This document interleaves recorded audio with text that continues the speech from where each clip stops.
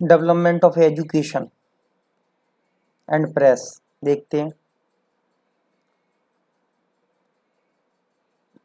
जो traditional system था education का भारत में, वो मेनली रिलीजियस टीचिंग और स्क्रिप्चर से और फिलॉसफी से आता था। ठीक है, ट्रेडिशनल मॉडल में क्या था, जो रिलीजियस टीचिंग या स्क्रिप्चर है, फिलॉसफी है, वहाँ से आता था। मॉडर्न एजुकेशन में क्या हुआ, जो मॉडर्न नोशंस हैं, ठीक है, इंडियंस के एनलाइटनमेंट के वेस्टर्न आइडियाज़ हैं, ठीक है, तो उसके बेसिस पर था। 1857 से पहले क्या था कि मॉडर्न एजुकेशन की स्थिति क्या थी, कि शुरुआत में 19 सेंचुरी में पता चलता है कि जो एफर्ट्स मिशनरीज के द्वारा या इंडिविजुअल्स के द्वारा बहुत लिमिटेड नेचर के थे। ठीक है, ब्रिटिश ये विश्वास करते थे कि जो इंडियंस हैं वो उनको एम्प्लॉयड होना चाहिए एडमिनिस्ट्रेशन में। अगर उनको प्रशासन में नौकरी मिलती है तो उनका जो प्रशासनिक खर्चा है वो बहुत कम हो जाएगा। ठीक है, और जो जागरूक भारतीय थे, ठीक है, या जो इंडिजीनियस जो भारत की जो सामाजिक सुधारक थे वो भी इम्पोर्टेंट थे। ठीक है, अब हम देख लेते हैं कि एजुकेशन के लिए क्या क्या मेजर्स रहे हैं। देखो, सबसे पहले एजुकेशन के लिए जो मेजर्स थे वो थे, पहली बार 1813 का जो चार्टर था, 1813 में जो चार्टर आया था, तो उसमें पहली बार 1 लाख रुपए शिक्षा के लिए रखे गए। फिर लॉर्ड मैकाले कमेटी आई पब्लिक इंस्ट्रक्शन पर 1823 में। एंग्लिस्टिक्स या ओरिएंटल जो कंट्रोवर्सी रही उसको रिजॉल्व करने के लिए लॉर्ड मैकाले कमेटी आई। ठीक है, और फिर मैकाले माइन्यूट जो 1835 में आया, वो किसके लिए, जो डाउनवर्ड थे। ठीक है, डाउनवर्ड फिल्ट्रेशन जो थ्योरी थी, गवर्नमेंट क्या करता है, कुछ इंडियंस को ही शिक्षा देना चाहती थी और वो जो लोग हैं वो बाकी लोगों को एजुकेट करेंगे। फिर इसके बाद वुड डिस्पैच आया 1854 में। वुड डिस्पैच को भारतीय शिक्षा पद्धति का मैग्ना कार्टा कहा जाता है। ठीक है, और इसने रिकमेंड किया भारतीयों के लिए एजुकेशन सर्विस। एक गवर्नमेंट स्कूल में, प्रत्येक डिस्ट्रिक्ट में एक गवर्नमेंट स्कूल होना चाहिए और वर्नाकुलर विद इंग्लिश लैंग्वेज, जिसमें अंग्रेजी पढ़ाई जाए। यूनिवर्सिटी बॉम्बे में हो, मद्रास में हो, कलकत्ता में, कलकत्ता बॉम्बे मद्रास। फिर इसके बाद हंटर कमीशन आया 1882 में। ठीक है, प्राइमरी जो फोकस था वो वर्नाकुलर लैंग्वेज पर था, वर्नाकुलर लैंग्वेज पर था। लिटरेरी और जो वोकेशनल एजुकेशन थी हायर लेवल पर, जो साहित्यिक लैंग्वेज थी या वोकेशनल जो जॉब से संबंधित रहती है वो हायर लेवल पर थी। ठीक है, और महिलाओं के लिए शिक्षा के लिए पर्याप्त साधन तैयार किए गए। फिर उसके बाद रैले कमीशन आया। रैले कमीशन 1902 में आया था। ठीक है, और यूनिवर्सिटी की जो प्रोग्रेस थी, ठीक है, उस पर रैले कमीशन ने काम किया और रिसर्च और डेवलपमेंट यूनिवर्सिटी में, और उनको पावर दी गई कि वो अपना स्टाफ को अपॉइंट कर सकते हैं। फिर 1904 में इसी के बेसिस पर, रैले कमीशन के बेसिस पर 1904 में यूनिवर्सिटी, इंडियन यूनिवर्सिटी एक्ट आया। फिर उसके बाद सैडलर कमीशन 1917 में आया। ठीक है, जो कलकत्ता यूनिवर्सिटी थी या जो कलकत्ता यूनिवर्सिटी और सेकेंडरी एजुकेशन की क्या स्थिति है उसको जांचने के लिए सैडलर कमीशन 1917 में आया। 12 साल स्कूल और 3 ईयर की डिग्री कोर्स को रिकमेंड किया गया कि स्कूलिंग की जो एज होना चाहिए वो 12 साल होना चाहिए, 12 साल तक वो बच्चों की 12 साल, और 3 साल की डिग्री हो उसके बाद। और जनरली 12 साल फर्स्ट टू ट्वेल्थ होती है और 3 साल की वो डिग्री हो जाती है। ठीक है, board of secondary education and intermediate education setup किए गए। ठीक है, बोर्ड बनाया गया सेकेंडरी और इंटरमीडिएट के लिए। ठीक है, और लॉ यूनिवर्सिटीज़ भी इस्टेब्लिश की गई। ठीक है, और फिर उसके बाद क्या होता है की हर्टलॉक कमेटी भी आई। ठीक है, हर्टलॉक कमेटी क्या थी, इसने जो एजुकेशन की क्वालिटी है उस पर जोर दिया। ठीक है, प्राइमरी एजुकेशन को इम्पोर्टेंस दिया और एडमिशन यूनिवर्सिटी में लिमिटेड किए। फिर बर्दा स्कीम आई 1937 में, ये Zakir Hussain committee Wardha scheme of education से संबंधित थी। फ्री और कंपलसरी एजुकेशन, 7 साल के लिए फ्री और कंपलसरी एजुकेशन बर्दा स्कीम में 1937 में थी। Mother tongue as a medium of education till class 8, 8वीं क्लास तक मदर टंग जो मातृभाषा थी उसमें शिक्षा देनी थी। और फ्री और कंपलसरी एजुकेशन 7 साल के लिए थी। और जाकिर हुसैन कमेटी बनी। बर्दा स्कीम कब आई, 1937 में आई। Sargent plan Sargent plan of education ये था, फ्री और कंपलसरी एजुकेशन थी जब 6 से 14 साल के बच्चों के लिए। तो ये इंपॉर्टेंट पूछा जा सकता है क्योंकि आज वर्तमान में जो स्थिति है हमारी, ये फंडामेंटल ड्यूटी भी है कि 6 से 14 साल के बच्चों पर जो गार्जियन है वो एफर्ट्स करे उसको शिक्षित करने के लिए। ठीक है, और इंटरमीडिएट कोर्सों को इसने, ये सर्जेंट प्लान ऑफ एजुकेशन 1944 में इंटरमीडिएट कोर्सों को ख़त्म कर दिया गया। हाई स्कूल के लिए academic as well as technical और वोकेशन एजुकेशन की स्थिति बनी। ठीक है, तो अब हम इसमें ये देख लेते कि इम्पोर्टेंट एग्जाम के पर्सपेक्टिव से क्या। देखो, एक तो इसमें सबसे पहले बर्दा स्कीम बहुत ज़्यादा इंपॉर्टेंट है, जनरली पूछी जाती है। इसमें एक कमेटी पूछी जा सकती है कि जाकिर हुसैन कमेटी है। जाकिर हुसैन कमेटी है, 7 साल के बच्चों के लिए 7 साल तक ये फ्री और कंपलसरी एजुकेशन का प्रावधान था। और जो मदर टंग जो 8वीं क्लास तक मातृभाषा में ही शिक्षा का मीडियम माध्यम होना चाहिए। फिर दूसरी बात, सर्जेंट ऑफ प्लान 1944 है क्योंकि आज़ादी के पहले का है, तो ये भी पूछा जा सकता है। 6 से 14 साल की provision Sargent plan of education में। ठीक है, इंटरमीडिएट कोर्सेज और academic school, high school for academic as well as technical and vocational education. फिर दूसरा इसमें इम्पोर्टेंट क्या है, इसमें एक वुड डिस्पैच बहुत ज़्यादा पूछा जाता है। 1854 में आया था। इसको Magna carta of Indian education के नाम से भी जाना जाता है। फिर इसमें वुड डिस्पैच में ये भी पूछा जा सकता है कि एजुकेशन सर्विस है, प्रत्येक डिस्ट्रिक्ट में एक गवर्नमेंट स्कूल खोला जाएगा, ये वुड डिस्पैच में ही कहा गया था। और वर्नाकुलर विद इंग्लिश लैंग्वेज, और यूनिवर्सिटी बॉम्बे, मद्रास और कलकत्ता में वुड डिस्पैच के आधार पर ही खोला गया। हंटर कमीशन जनरली पूछ लेते हैं, जो कि एजुकेशन से संबंधित था। ठीक है, और ये प्राइमरी एजुकेशन पर फोकस किया वर्नाकुलर लैंग्वेज के साथ, और लिटरेरी और वोकेशनल एजुकेशन हायर लेवल पर। एडिक्वेट फैसिलिटी फॉर वुमेन के लिए एडिक्वेट फैसिलिटी, ये हंटर कमीशन में था। रैली कमीशन में यूनिवर्सिटी से संबंधित था, और university Indian university act Hunter commission की रिपोर्ट पर गया है। मैकाले माइनेट भी जनरली इंपॉर्टेंट है। मैकाले माइनेट जो डाउनवर्ड फिल्ट्रेशन थ्योरी है, ये पूछा जाता है कि जो कुछ इंडियंस को, डाउनवर्ड फिल्ट्रेशन थ्योरी का मतलब था कि कुछ इंडियंस को एजुकेट कर दो, फिर वो इन टर्न वो दूसरे इंडियंस को एजुकेट करेंगे। तो ये मैकाले माइनेट था। पहली बार 1813 का चार्टर था, 1 लाख रुपए एजुकेशन के लिए रखे गए। लॉर्ड मैकाले कमेटी बनी। ठीक है, पब्लिक इंस्ट्रक्शन पर 1823 में। ठीक है, और जो एंग्लिस्टिक और ओरिएंटलिस्ट जो कंट्रोवर्सी चल रही थी उसके ऊपर, ये इंपॉर्टेंट है। ठीक है, ऑलमोस्ट हमने देख लिया। सैडल कमीशन जो कलकत्ता यूनिवर्सिटी, और इसमें 12 साल और 3 साल डिग्री कोर्स होगा, ये सैडलर कमीशन में कहा गया। ठीक है, बर्दा स्कीम 1937 की।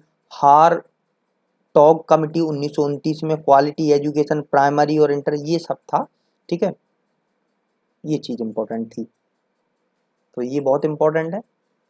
ठीक है, एग्जाम पर्सपेक्टिव से भी इसके आने के चांसेस भी। ठीक है, अब हम देख लेते हैं और इसमें क्या है। ठीक है, 2 चीज़ें इसमें अपन को याद रखनी है।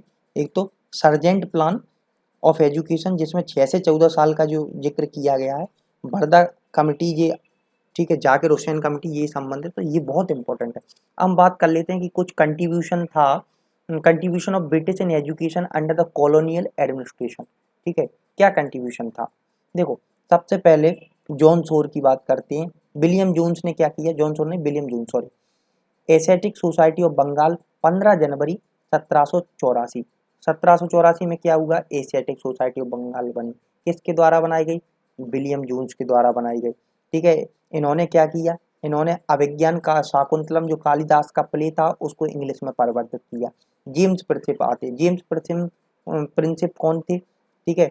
इन्होंने जो ब्राह्मी स्क्रिप्ट थी उसको इन्होंने पढ़ा, डेसिफर करना मतलब उसको इंटरप्रेट किया या पहली बार उसको पढ़ा, ठीक है। और जो मौर्यन एम्पायर को जानने के लिए बहुत इंपॉर्टेंट थी। फिर एलेक्जेंडर कनिंगम के बारे में बात करते हैं, ठीक है। वो फर्स्ट डायरेक्टर थे आर्कियोलॉजिकल सर्वे ऑफ इंडिया के, और उन्होंने रिमार्केबल कंट्रीब्यूशन किया आर्कियोलॉजिकल क्षेत्र में, ठीक है। फिर वारेन हेस्टिंग की बात करें तो कलकत्ता में जो मदरसा था 1781 में वारेन हेस्टिंग को जाना जाता है, ठीक है। और मुस्लिम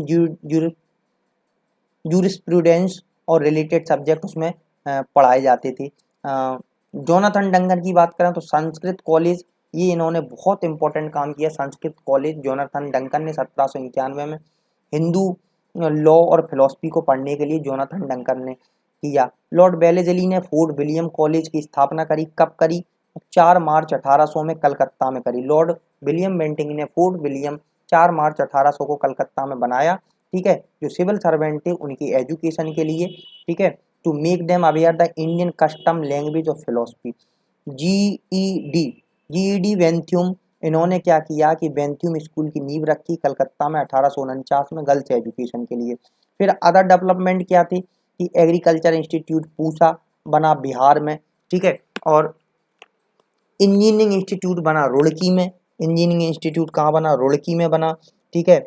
और फिर there should be diversification of courses with options available for after passing matric such as vocational careers. तो ये सारी चीज़ें थी।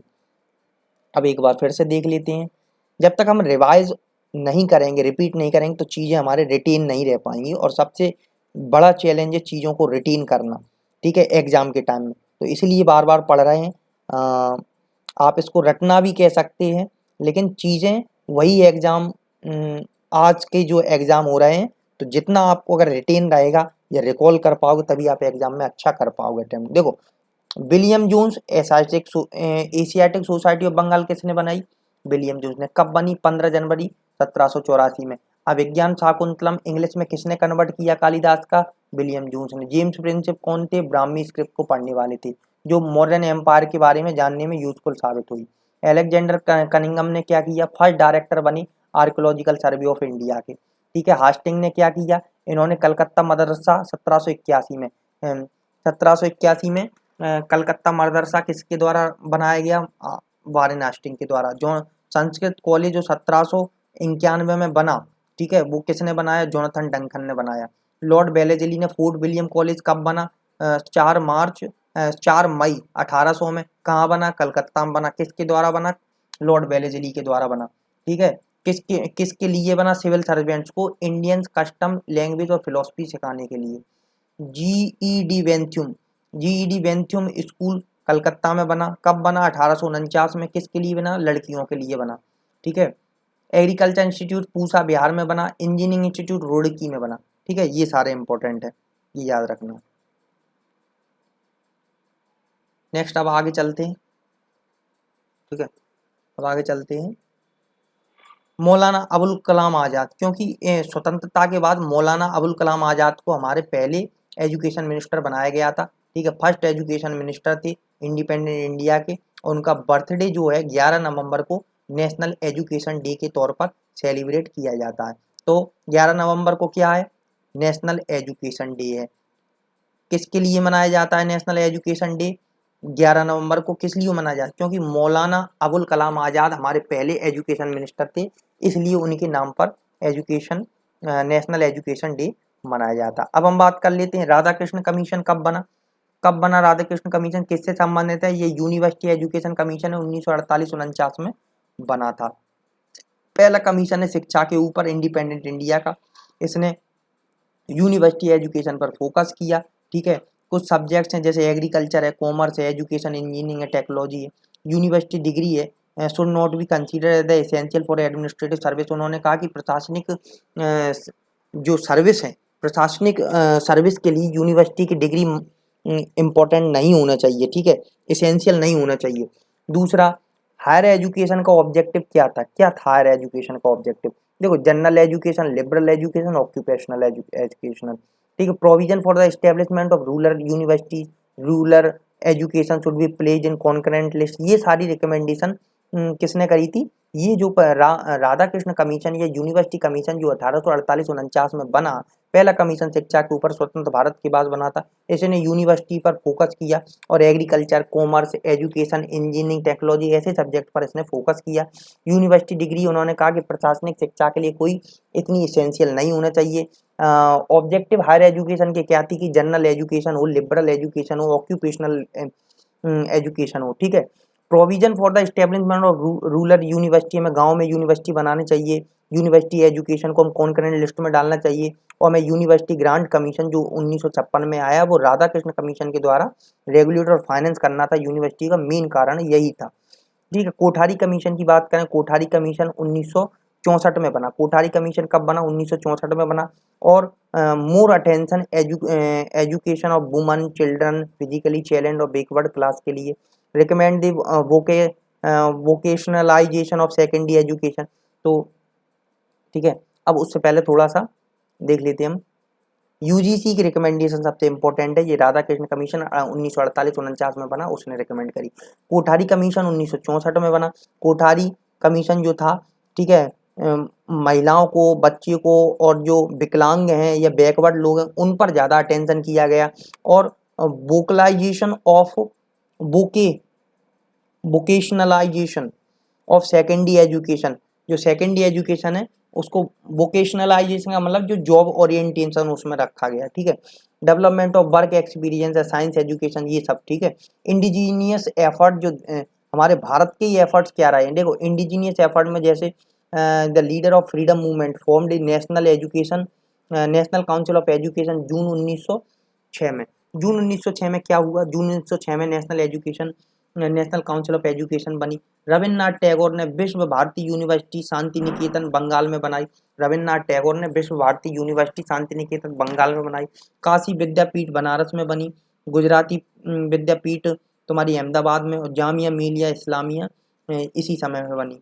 नई तालीम स्कीम गांधी जी की थी, जो सेल्फ रिलायंस के ऊपर स्टूडेंट्स का फोकस करती कि बच्चों को हमें इतना योग करना चाहिए कि वो अपना खुद खर्चा उठा सकें। नई तालीम स्कीम गांधी जी की थी। काशी विद्यापीठ बनारस में थी। गुजरात विद्यापीठ अहमदाबाद में थी। जामिया मिलिया फिर इसी समय में। रविन्द्रनाथ टैगोर ने विश्व भारती यूनिवर्सिटी शांति निकेतन बंगाल में विश्व भारती यूनिवर्सिटी किसने बनवाई? रविन्द्रनाथ टैगोर ने बनवाई। नेशनल काउंसिल ऑफ एजुकेशन 1906 में कहाँ बनी? ठीक है, इसका देखना पड़ेगा।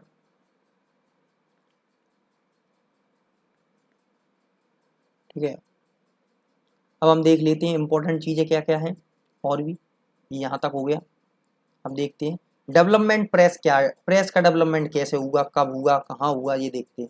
देखो प्रेस की जो बात करें, जो इंडियन प्रेस जो था वो पोर्टुगीज के द्वारा 16वीं सेंचुरी में स्टार्ट की गई, और प्रिंटिंग प्रेस गोवा में पहली बार सेटअप की गई थी। जो पहली किताब थी वो 1757 में जेसुट जेसुट्स of Goa, जीजट्स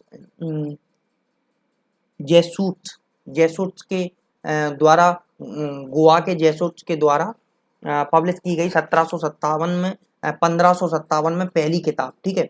James Augustus Hickey को माना जाता है कि उन्होंने पहला न्यूज़पेपर बंगाल गजेट 1780 में पब्लिश किया था। और कुछ और न्यूज़पेपर जैसे कि Bombay Herald, Calcutta Chronicle, the Madras courier, ये सारे, ठीक है, धीमे धीमे ये पब्लिश होने लगे। ब्रिटिश गवर्नमेंट ने ट्राई किया रेगुलेट करने के लिए प्रेस को, ठीक है, क्योंकि वो गवर्नमेंट की मिसलीड्स को खोलती थी, ठीक है, यूरोप में, ठीक है। It expose the misdeeds of the government in Europe में जो कुछ गलत वो करती थी गवर्नमेंट, उसकी राज को खोलती थी ब्रिटिश गवर्नमेंट को, ठीक है।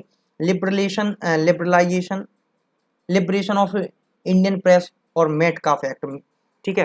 तो मेटकाफ एक्ट आया था, उसने जो प्रेस की स्वतंत्रता को उसको बहाल कर दिया था। जैसे चार्ल्स मेटकाफ थे, इन्होंने क्या किया, इन फेमस लाइसेंसिंग रेगुलेशन एक्ट जो 1823 का था, उसको 1835 में इन्होंने खत्म कर दिया, चार्ल्स मेटकाफ में, ठीक है। स्वतंत्रता के लिए जाने जाते हैं, और 1835 में इसको कर दिया था, ठीक है।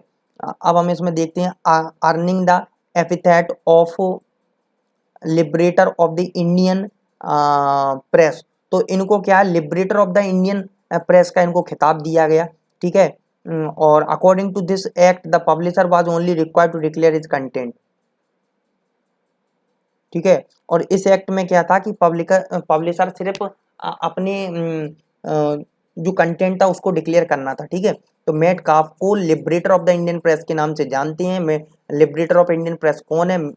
चार्ल्स मेटकाफ हैं। इन्होंने क्या किया, लाइसेंसिंग रेगुलेशन एक्ट जो 1823 का आया उसको 1835 में खत्म कर दिया, ठीक है। ये भी क्वेश्चन आ सकता है कि रेगुलेशन लाइसेंसिंग रेगुलेशन एक्ट कब आया? 1833 में आया, ठीक है। अनड्यू इंटरफेरेंस गवर्नमेंट का बहुत ज्यादा था, उसको बंद कर दिया गया पब्लिकेशन में। Moreover the publisher was only required to issue declaration in order to cease function, ठीक है। अब देखते हैं इसमें और क्या है, लिटरेरी डेवलपमेंट क्या है भारत में। देखो, जो कॉलोनियल जो एरा था, new forms of literary writing हुई, जैसे नॉवेल्स हैं, शॉर्ट स्टोरीज हैं, ऐसे हैं, ड्रामा है, ठीक है। ये भारत में डेवलप होना स्टार्ट हो गए। कुछ प्रोमिनेंट जैसे मुंशी प्रेमचंद्र हैं, सुब्रमण्यम भारती हैं, बंकिम चंद्र चटर्जी हैं, रविन्द्रनाथ टैगोर हैं, इन लोगों ने ये प्रोमिनेंट राइटर्स हैं। नील दर्पण की बात करें जो 1860 में, ठीक है, किसके द्वारा? दीन बंधु मित्र। तो दीन बंधु मित्र ने क्या लिखा? नील दर्पण लिखा। कब लिखा? 1860 में लिखा। 1860 में दीन बंधु मित्र ने नील दर्पण लिखा about the condition of Indigo cultivators. क्योंकि नील दर्पण, जैसा कि हम इंडिगो मतलब नील होता है हिंदी में, ठीक है, तो नील दर्पण किससे संबंधित? इंडिगो कल्टीवेटर से संबंधित। कब लिखा गया? 1860 में लिखा गया। किसके द्वारा लिखा? दीन बंधु मित्र के द्वारा लिखा गया, ठीक है। Nationalism became the subject matter of literary work replaced by mythology religion. अब बंकिम चंद्र चटर्जी के बारे में जान लेते हैं। इन्होंने आनंद मठ लिखा, जिसमें इंडिया के जो नेशनल सॉन्ग्स हैं, वंदे मातरम, उसी में बंकिम चंद्र चटर्जी के द्वारा लिखी गई आनंद मठ में पुस्तक में ये दिया गया वंदे मातरम, ठीक है, इंडिया का नेशनल सॉन्ग है। माइकल मधुसूदन दत्ता, इन्हें मेघनाद बड़ काव्य, अच्छा, मेघनाथ वध काव्य, मेघनाथ का जो वध काव्य है वो माइकल मधुसूदन दत्ता ने लिखा है। माइकल मधुसूदन दत्ता, मेघनाथ वध काव्य, ठीक है। विभूति भूषण बंदोपाध्याय, ठीक है, विभूति भूषण बंदोपाध्याय ने पत्थर पंचाली, पत्थर पंचाली, पत्थर पंचाली किसने लिखा है? विभूति भूषण बंदोपाध्याय के द्वारा। रविन्द्रनाथ टैगोर ने गौरा, ठीक है, और घरे बैरी, ये इन्होंने लिखा है। मुंशी प्रेमचंद ने गोदान लिखा है, रंगभूमि लिखा है। गोपीनाथ ने क्या लिखा है? प्रजा, ये उड़िया में लिखा है। पन्नालाल पटेल ने मलेला जीव गुजराती में लिखा है। और शरत चंद्र चट्टोपाध्याय में श्रीकांत देवदास द्वारा लिखा गया है। ये इम्पोर्टेंट है, ठीक है। अब इसमें देखते हैं, एक बार रिवाइज कर लेते हैं कि पन्नालाल पटेल के द्वारा मलेला जीव गुजराती में, गोपीनाथ के द्वारा प्रजा उड़िया में, मुंशी प्रेमचंद के द्वारा गोदान रंगभूमि, रविन्द्रनाथ टैगोर के द्वारा गोरा और घरे बैरी, ठीक है, विभूति भूषण बंदोपाध्याय के द्वारा पत्थर पंचाली, माइकल मधुसूदन दत्त के द्वारा मेघनाथ वध काव्य, बंकिम चंद्र चटर्जी के द्वारा आनंद मठ और शरत चंद्र चट्टोपाध्याय के द्वारा श्रीकांत देवदास, ठीक है। अब रेगुलेशन देख लेते हैं। यहाँ से क्वेश्चन बन सकता है, अगर टफ क्वेश्चन बनेगा तो यहाँ से बन सकता है, ठीक है। मेनली पीएससी और यूपीएससी के एग्जाम में यहाँ से क्वेश्चन बन जाता है। सेंसर प्रेस एक्ट कब आया? 1799 में। लाइसेंसिंग एक्ट कब? फिर उसके बाद 1823 में लाइसेंस रेगुलेशन एक्ट आया। फिर लाइसेंस एक्ट 57 में भी आया। फिर newspaper incitement of offence act 1908 में आया। फिर उसके बाद Indian press emergency power act 1931 में आया। फिर फॉरेन रिलेशन एक्ट आया, कब? 1932 में आया, ठीक है। तो जो war time press restriction Lord Wellesley के अंतर्गत आया, ठीक है, कौन सा था वो? सेंसर प्रेस, सबसे पहले 1799 में आया। फिर लाइसेंसिंग एक्ट आया, discretion of government to grant to और रिवोक लाइसेंस, मतलब गवर्नमेंट के ऊपर ये डिपेंड था कि वो लाइसेंस देती है या लाइसेंस हटा देती है, तो वो 1857 में आया। उससे पहले जो था लाइसेंस रेगुलेशन एक्ट आ चुका था 1823 में। मजिस्ट्रेट को पावर दी कि आप प्रेस को सील कर सकते हो, ठीक है, without license by John Adams के द्वारा ये लाया गया था, ठीक है। तो जो 1823 का लाइसेंस रेगुलेशन था 1823 में, उसमें ये कहा गया कि मजिस्ट्रेट सील कर सकता प्रेस को बिना लाइसेंस वाली, ठीक है, जॉन एडम्स के द्वारा। फिर लाइसेंस 1857 में आया लाइसेंस एक्ट। फिर वर्नाकुलर प्रेस एक्ट आया, ये बहुत इंपॉर्टेंट है इसके बारे में। ये लॉर्ड लिटन के द्वारा आया गया था। और जो सेडिशियस देशद्रोह की राइटिंग है वर्नाकुलर पब्लिशर के द्वारा, उनको बंद किया गया। और जिसको गैगिंग एक्ट के नाम से, गैगिंग एक्ट के नाम से किसको जाना जाता है, तो गैगिंग एक्ट को वर्नाकुलर जो प्रेस एक्ट है उसको जाना जाता है। और अमृत बाजार पत्रिका है जो इंग्लिश में कन्वर्ट की गई थी ओवरनाइट में, ठीक है। और ये रिपील किया गया लॉर्ड रिपन के द्वारा 1882 में। लॉर्ड रिपन ने 1882 में वर्नाकुलर एक्ट को समाप्त कर दिया था। लॉर्ड लिटन के द्वारा ये लाया गया था। इसको गैगिंग एक्ट के नाम से जानते थे। अमृत बाजार पत्रिका को इस समय में ओवरनाइट में इसको टर्न किया गया। अब हम बात करें, इंग्लिश में परिवर्तित कर दिया गया था। न्यूज़पेपर इंसाइटमेंट ऑफ ऑफेंस, ये against causing act of violence, ठीक है, ये एक्ट ऑफ वायलेंस हो रहा था उसके खिलाफ ये न्यूज़पेपर इंसाइटमेंट ऑफ ऑफेंस, ये 1908 में आया। फिर Indian press emergency power act आया। इन the wake up of civil disobedience movement के खिलाफ ये आया था Indian press emergency power act 1931 में, सिविल डिसोबीडियंस। तो ये इंपॉर्टेंट है कि सिविल डिसोबीडियंस के अगेंस्ट में या वेकअप में कौन सा आया था, Indian press emergency power act 1931 में। फिर फॉरेन रिलेशन एक्ट 1932 में आया, ये भी इंपॉर्टेंट था। ये अगेंस्ट डिफेमिंग और डिस्ट्रीब्यूशन और British relation with any government, तो ये आ गया, ये इंपॉर्टेंट एक्ट है। इसमें हम कौन सा याद करेंगे, पहला हम वर्नाकुलर प्रेस एक्ट याद रखेंगे, ये बहुत इंपॉर्टेंट है।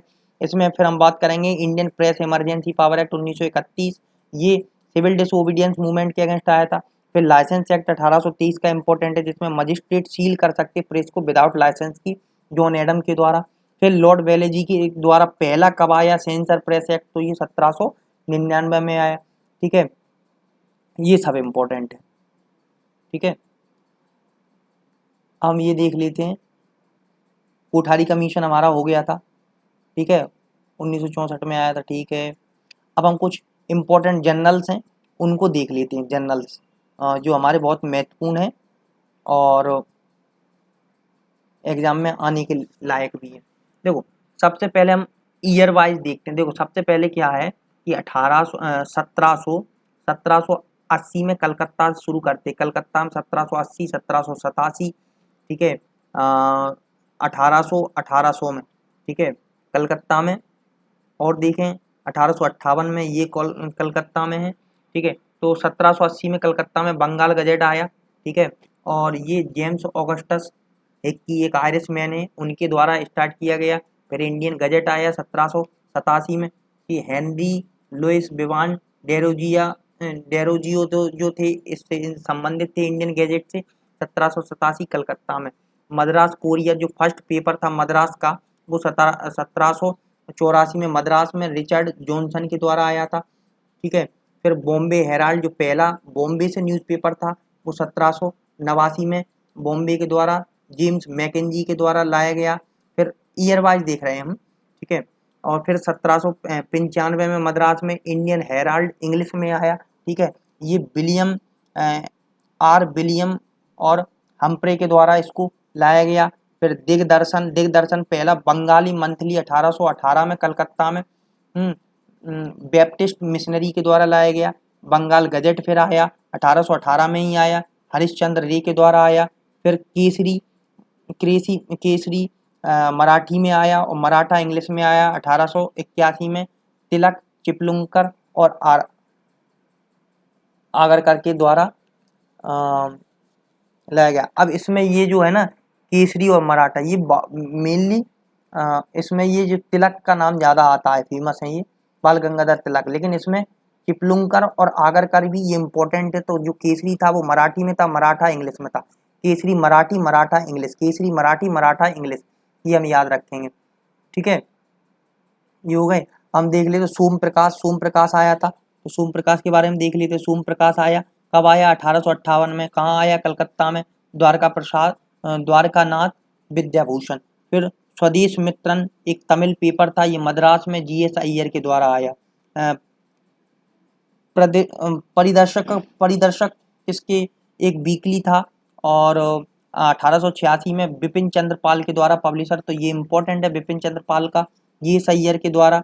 ये क्यों GS अय्यर के द्वारा? सोम प्रकाश, ये इम्पोर्टेंट है। ये द्वारका नाथ विद्याभूषण के द्वारा 1858 में आया था कलकत्ता में। फिर हम पंजाबी वंदे मातरम, पीपल, कौमी आवाज, ये इम्पोर्टेंट है। ये लाला लाजपत राय, तो ये लाला लाजपत राय के ये इम्पोर्टेंट हो सकते हैं, ठीक है। लाला लाजपत राय के कम पूछे गए हैं, तो ये इम्पोर्टेंट है अदर एग्जाम्स में अभी पूछने का। युगांतर, ये 1906 बंगाल, युगांतर 1906 बंगाल में आया। युगांतर कब आया? 1906 में बंगाल में वरिंद्र कुमार घोष के द्वारा आया। तहजीब उल अखलाक 1870 में सैयद अहमद खान के द्वारा। कल, कल किसके? 1906 में महाराष्ट्र में बाल गंगाधर तिलक और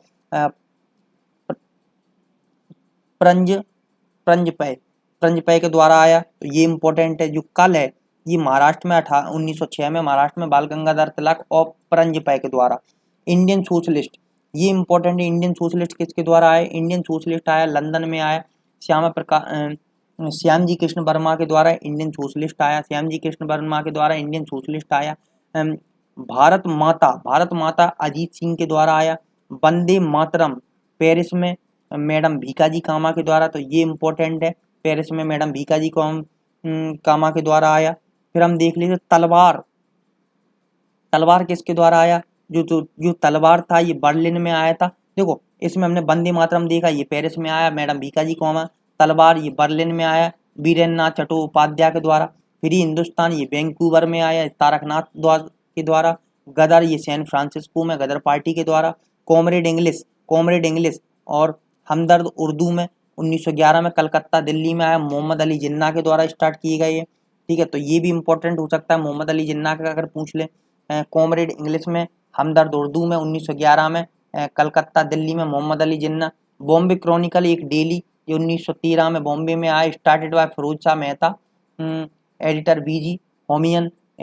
जो इंडिपेंडेंट जो था ये 1919 में इलाहाबाद में मोतीलाल नेहरू के द्वारा आया।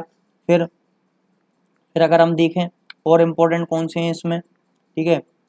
न्यू इंडिया एंड कॉमनवेल्थ 1914 में एनी बेसेंट के द्वारा आया। मिलअप हिंदुस्तान टाइम्स, ये बहुत इंपॉर्टेंट है, ये 1920 में दिल्ली में। ये KM Panikkar as a part of Akali Dal movement के लिए कौन सा आया? द हिंदुस्तान टाइम्स 1920 दिल्ली में। मिलअप उर्दू में 1923 में लाहौर में, ये MK चंद द्वारा आया। लीडर ये इंग्लिश में आया 1909 में इलाहाबाद में मदन मोहन मालवीय। तो लीडर किसका है? मदन मोहन मालवीय का है। बहिष्कृत भारत किसका है? 1927 में BR अम्बेडकर का है। खुदाई किस्मतगार, सॉरी इसको देख लेते हैं, खुदी अराशु ये इंपॉर्टेंट है। ये किसका है? 1910 का। ये EV रामास्वामी नायकर पेरियार के द्वारा है, ठीक है। बंदी जीवन ये बंगाल में सचिंद्र सन्याल के द्वारा। और नेशनल हेराल्ड डेली 1938 में जवाहरलाल नेहरू के द्वारा, ठीक है। National Herald Jawaharlal Nehru 1938। अब इसको हम एक बार और देख लेते हैं, ठीक है।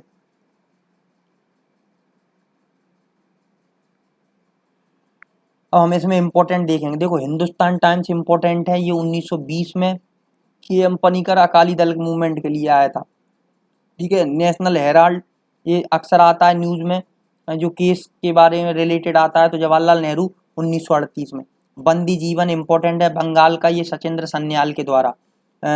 खुदी आरसू ये एक तमिल है 1910 में, EV रामास्वामी नायकर। बहिष्कृत भारत मराठी 1927 में भीमराव अंबेडकर के द्वारा। लीडर इंग्लिश में 1909 में इलाहाबाद में मदन मोहन मालवीय। मिलअप उर्दू में 1923 में लाहौर में, founded by MK Chand. New India common 1914 में Annie Besant. The independent 1919 Allahabad Motilal Nehru. Bombay Chronicle एक डेली 1913 में बॉम्बे स्टैंडर्ड फिरोज शाह मेहता के द्वारा, ठीक है। अब हमें ये देखना है कुछ इंपॉर्टेंट इसमें ऐसे हैं जो बाहर हैं विदेश में, जैसे वंदे मातरम है पेरिस में मैडम भीकाजी कामा। तलवार है बर्लिन में वीरेंद्रनाथ चट्टोपाध्याय। फ्री हिंदुस्तान है वैंकूवर में तारकनाथ दास, गदर है सैन फ्रांसिस्को गदर पार्टी के द्वारा। तो ये जो इम्पोर्टेंट है, ठीक है, ये क्या बाहर है, ठीक है, ये इंडिया से बाहर है, इसलिए ये इम्पोर्टेंट है, तो हमें इनको याद रखना पड़ेगा। अब हम देख लेते हैं कि वंदे मातरम हो गया, और भारत माता हम देख लेते हैं, ठीक है, भारत माता है, ये अजीत सिंह के द्वारा है। इंडियन सोशलिस्ट लंदन में श्यामजी कृष्ण वर्मा। कल कल किसका है, 1906 में महाराष्ट्र बाल गंगाधर तिलक और परंजपे के द्वारा, ठीक है। तहजीब उल अखलाक ये सैयद अहमद खान के द्वारा 1870 में। युगांतर ये 1906 में वरेंद्र कुमार घोष और भूपेंद्र दत्ता के द्वारा। पंजाबी वंदे मातरम पीपुल और कौमी आवाज ये लाला लाजपत राय, ये बहुत इंपॉर्टेंट है, इसको याद रखना ही पड़ेगा अपन को। पंजाबी वंदे मातरम पीपुल कौमी आवाज लाला लाजपत राय, ठीक है। और प्रदेशक के एक वीकली था 1886 में बिपिन चंद्र पाल के द्वारा। स्वदेश मित्र तमिल मद्रास जी.एस. अय्यर के द्वारा। सोम प्रकाश 1858 कलकत्ता द्वारकानाथ विद्याभूषण केसरी मराठा इंग्लिश 1881 बॉम्बे तिलक चिपलुंकर आगरकर। बंगाल गजट पहला Bengali newspaper 1818 Calcutta Harishchandra Ray. Bengali Gazette first Bengali newspaper 1818 Calcutta Harishchandra रे।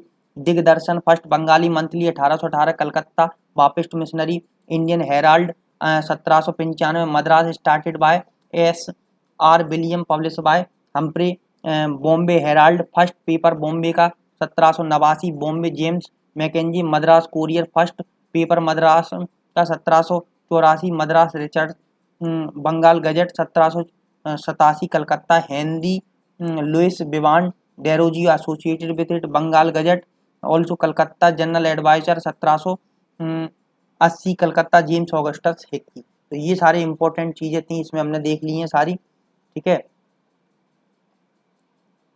तो ये था development of education in India press, बहुत इंपॉर्टेंट लेक्चर था, ठीक है।